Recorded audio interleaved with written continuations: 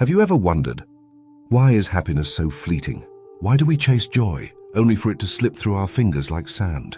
Is there a way to be truly happy, not just for a moment, but for a lifetime? Imagine a world where happiness doesn't depend on wealth, success, or even the people around you. What if true happiness was already within you, waiting to be uncovered? This is the story of a young man who traveled across mountains, forests, and storms to seek the ultimate answer from the Buddha himself. What he learned didn't just change his life, it could change yours too. Stay until the end, and you might just unlock Buddha's greatest secret to a happier life. Long ago, in the ancient city of Kapilavastu, there lived a young man named Kiran. He had everything: wealth, a loving family, and endless opportunities. Yet, despite all this, he felt a deep emptiness inside. One evening, as he walked along the riverbank, he saw an old monk sitting peacefully by the water, eyes closed, a soft smile on his face. The monk had nothing, no possessions, no home, yet he radiated a peace Kiran had never known. Overcome with curiosity, Kiran approached the monk. "Sir, you have nothing, yet you seem so happy. How is that possible?" The monk opened his eyes and replied, "Happiness does not come from having much, but from needing little." These words struck Kiran like a thunderbolt. That night he couldn't sleep. What did the monk mean? Could happiness really be found outside of wealth and success? The next morning, he made a decision that would change his life forever. He would find the Buddha and seek the truth. Kiran's journey was not easy. This sun he crossed endless rivers and climbed steep mountains in search of the Buddha. And he was tested by storms, hunger, and self-doubt, but he refused to turn back. Along the way, he met people who had found peace by following the Buddha's teachings.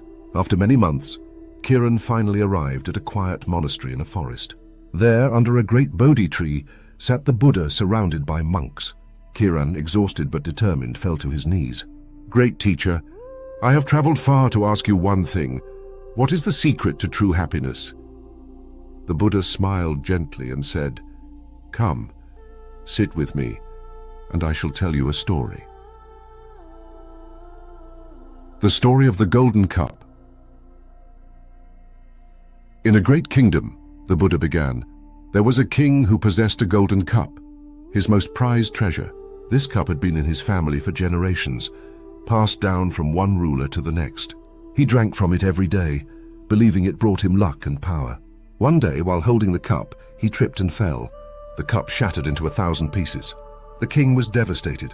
He stopped eating, stopped ruling, and spent his days mourning his loss.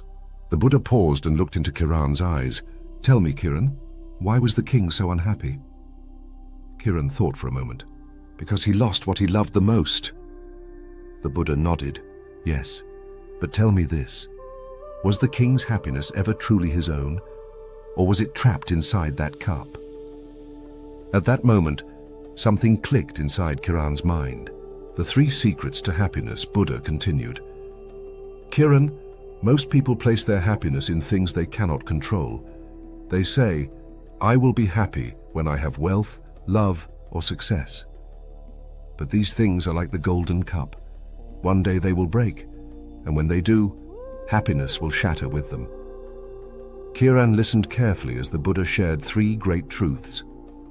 Let go of attachments. What you cling to controls you. Buddha explained, the more you hold on to something, whether it's possessions, people, or status, the more power it has over you. But if you learn to appreciate things without becoming attached, you will never suffer when they change or disappear. Lesson: love deeply, but do not cling. Enjoy life, but do not fear change. To live in the present moment.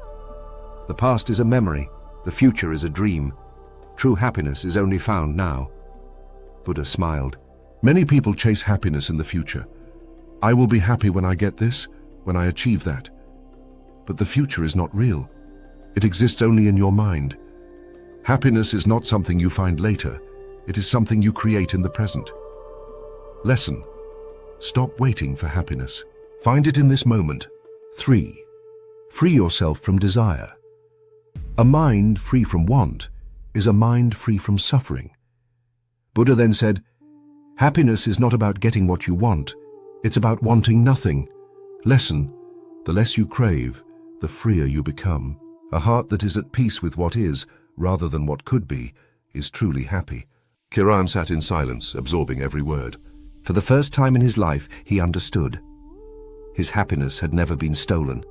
It had simply been hidden beneath his attachments, fears, and desires.